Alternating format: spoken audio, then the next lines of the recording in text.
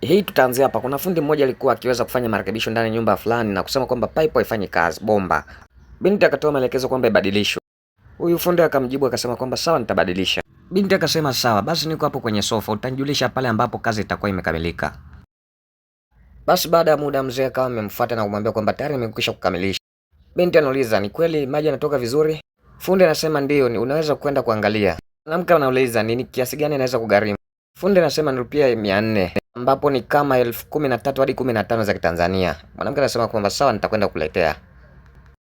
Sasa inabidi mzee wako aweze kukaa kwenye sofa na kuweza kumsubiria huyo mwanamke kwa ajili ya kuweza kuleta hiyo hela ya ufundi. Basi mwanamke akawa anarudi, anauliza kwamba nani ameweza kukuruhusu kukaa kwenye sofa? Mzee wako inabidi anyanyuke na kusema samahani, nimechoka ndio maana nimeweza kukaa juu ya hii sofa. Binti anamwambia kwamba ulitakiwa kukaa chini ya sakafu, maana unachafua sofa langu. Fundi anasema samahani, nimeweza kufanya makosa. Binti anauliza kwamba makosa? Watu kama nyinyi hamstahili kukaa juu ya sofa. Haya, chukua hela hii na uweze kuondoka hapa. Inabidi mzee aweze kufanya kama ambavyo ameweza kuambiwa. Sasa ghafla tunaona kwamba kuna mtaalamu anaweza kuingia hapa na kuuliza, mjomba, umefuata nini hapa? Anasema kwamba nimekuja kurekebisha mfumo wa maji kidogo hapa. Na kwa nini umekuja hapa? Jamaa anasema kwamba hii ni nyumba yangu. Sasa binti anashangaa na muuliza, Dushantu unamfahamu huyu? Jamaa anasema ndio, namfahamu vizuri. Binti anauliza kivipi? Anasema kwamba nilikuambia kuna siku nilikuwa nimeenda katika utalii na ghafla nikawa najisikia vibaya huko barabarani.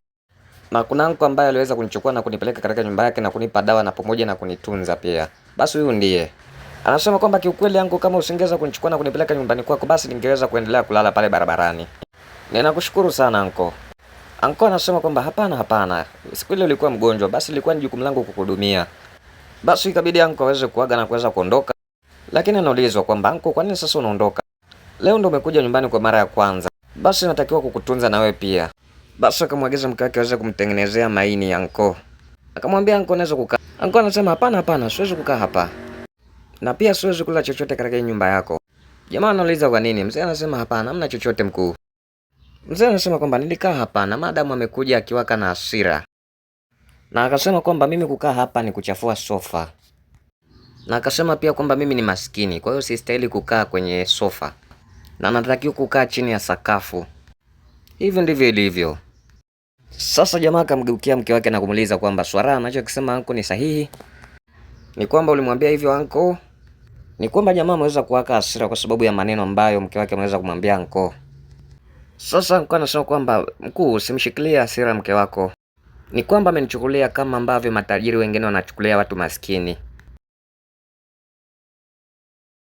Mzee anasema kwamba madam, hata kama sina nyumba kubwa kama ya kwako na sofa zuri la gharama kama la kwako, na pia kama sina hela za kutosha kama ambavyo uko nazo, lakini moyo wangu ni mkubwa kuliko wa kwako. Kama kuna mtu anakuja nyumbani kwangu, hata kama anakaa chini, basi nitaweza kumpatia kiti aweze kukaa, yule ambaye amekuja nyumbani kwangu. Anasema kwamba nilifanya msaada siku ile kwa sababu ni tamaduni yangu. Anaongeza kusema kwamba anaweza kuwa maskini lakini mimi sio mtu mbaya. Anaendelea kusema kwamba kama ningeweza kuanguka basi usingeweza kunipa hata glasi ya maji ambayo ningeweza kukuomba. Anamwambia kwamba madam, ni muhimu sana kwa mtu kuwa binadamu.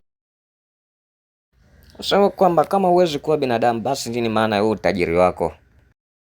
Kama mtu aliyechoka hawezi kukaa katika nyumba yako na mtu mwenye kiu hawezi kupata glasi ya maji, sasa nini matumizi ya huo utajiri wako? Mzee ameongea makavu kwa binti. Binti inabidi kuweza kuomba msamaha kwamba mjomba, naomba unisamehe, nimefanya makosa.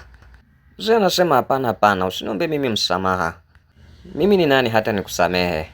Ni kwamba unatakiwa kuwa mtu mzuri. Na kama ukiweza kuwa mtu mzuri basi unaweza kupata heshima kila mahali.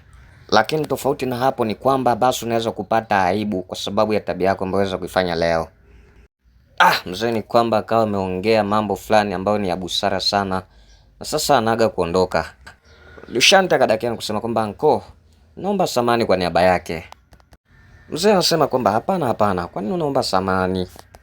Wewe ni mtu mkubwa sana na mtu ambaye uko na roho nzuri. Akamwambia kwamba unatakiwa kuifanya tabia madam iweze kuwa kama ya kwako. Ukishafanya hivyo basi nitakuja tena kwa ajili ya kula maini. Ni kwamba mzee akawa amemaliza zake na kuweza kuondoka. Sasa huku jamaa yako anabidi wewe kumuuliza mke wake kwamba swara, tangu lini umeanza kufikiria kama hivi? Mwanamke anajibu kusema kwamba Dushanti, sitarudia tena hii tabia kwa mtu yeyote yule tena. Jamaa anasema kwamba ni bora kwa sababu hautarudia tena hii tabia, kwa sababu leo umeweza kumuumiza mtu mzuri. Na jamaa akawa amemaliza zake. Ni kwamba binti anajutia kwa kile ambacho amekifanya. Nami nikushukuru sana wewe ambaye umeweza kuwa pamoja nami tangu mwanzo, nikukaribisha katika vigongo vingine tena tuzidi kuwa pamoja.